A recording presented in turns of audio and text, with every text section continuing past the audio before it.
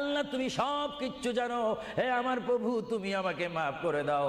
আমার আল্লাহ বলে, তারপরও যদি তোমাদেরকে আমি মাফ না করি, তারপরও বান্দা তোমরা আমার রহমতের দরজা থেকে ফিরে যাইও না।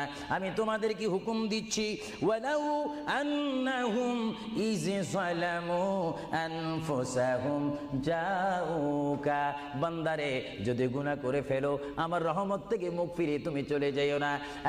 বান্দা, আকাশ পরিমাণ যদি গুনাহ করো, পাতাল পরিমাণ যদি গুনাহ করো, সাগরের পানি পরিমাণ যদি গুনাহ করো, পাহাড় তুলনায় যদি তুমি গুনাহ করো, আমার দরবার থেকে তুমি নিরাশ হইও না। বান্দা, আমি তোমাকে একটি রাস্তা বাতাই দিচ্ছি, একটি পথ তোমাকে আমি দেখাই দিচ্ছি। সেই পথটি কোন পথ তোমরা জানো?